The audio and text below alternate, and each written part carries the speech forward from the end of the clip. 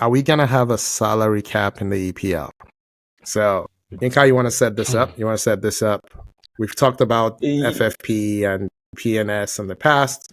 Now they've come up with a new one. So tell our people what the new thing looks like and what the procedure looks like going forward.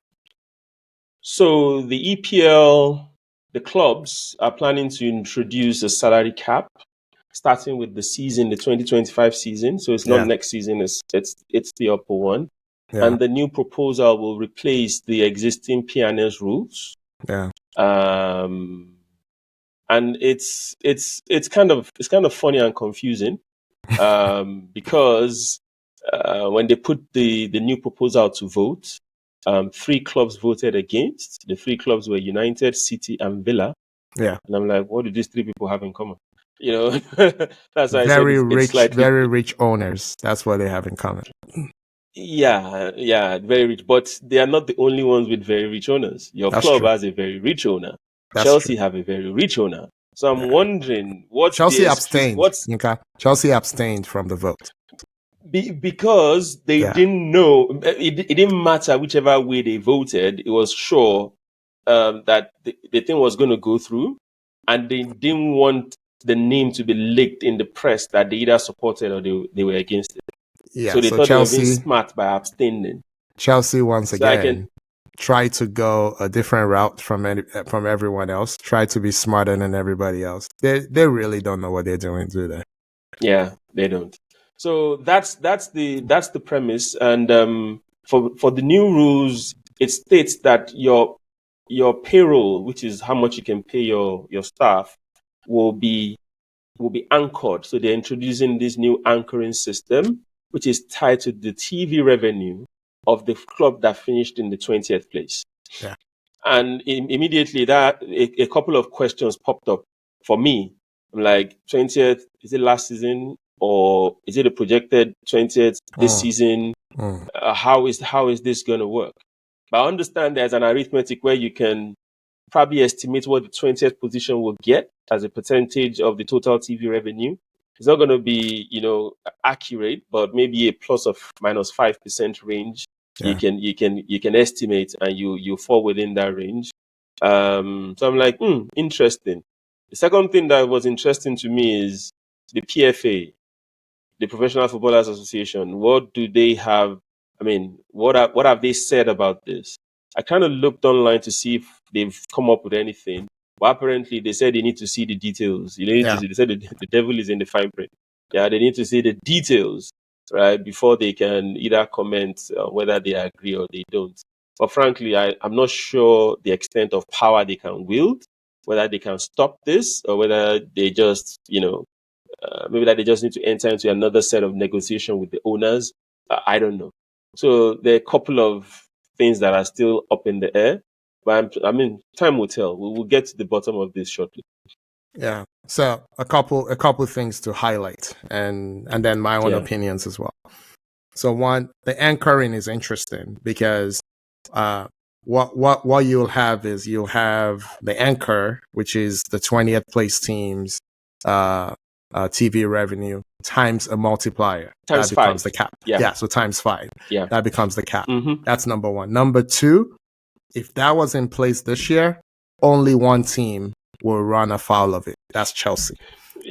No, you should have let people guess first. I know. I'm sorry. Dramatic pause, drum roll, all of that. So Chelsea would have run afoul of it. They would have been in violation by a lot. It's not even close. Yeah. And then I believe the anchor number was like 112 or 120 million pounds, something like that. So you multiply that by 5, you still have a lot of room to spend money, right? So there's still a ton of room to spend money. But again, and then this was not a final vote. This was an initial vote, right? So it's pretty much like a vote to agree to vote again, something like that, right? So nothing is set in stone. Yes. Yinka, you made an excellent point.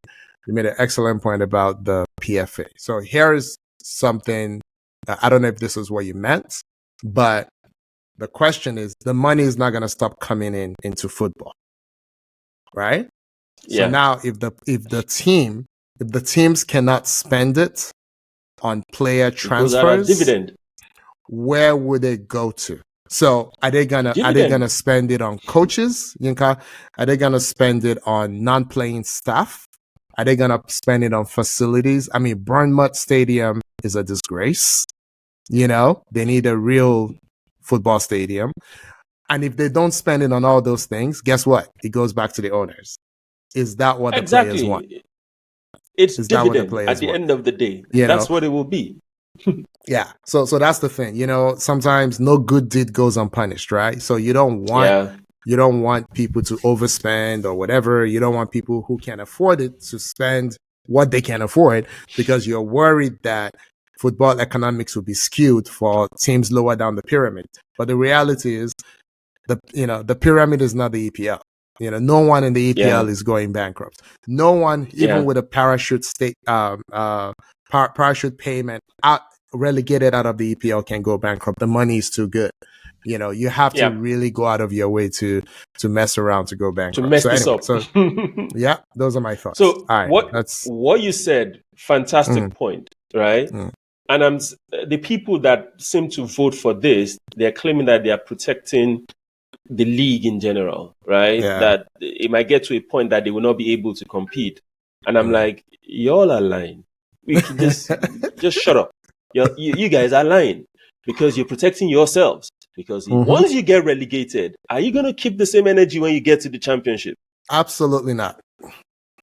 You want to be the richest. Absolutely not. You want to be the richest, baddest team in the championship, so you can come right back up. They will not keep that same energy. Exactly. You will not keep the same energy. So just shut up with all this. Oh, we're trying to.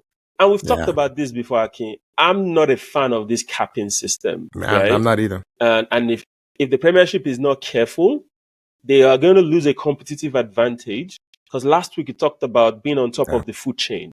The league is on top of the food chain right now. You know what I mean by the league? Yeah, because of the TV money. Once you implement this, exactly. Once you implement this, you are going to get a couple of teams in Europe that will start. They will have more financial power than the EPL teams. Yeah. I get it. The anchoring is still massive. To be fair, it's still a lot of money. It's still a lot of money. But you never know. You never know. It's just, I don't think this is what EPL needs now. There are so many. There are bigger fishes to fry, like we say. And then we don't know what all will be included. So agent fees when you make a transfer, are those included? You know, image rights. It's payroll. Okay. Payroll, coaches and players. Okay. Agents payments. I think there's a list. Okay. I'm not sure, but I remember agents list is the agents payment is there. Thank you for watching our video. Please subscribe to our YouTube channel. Click on the notifications button so you don't miss any of our content. And please don't forget to follow us on all our social media platforms.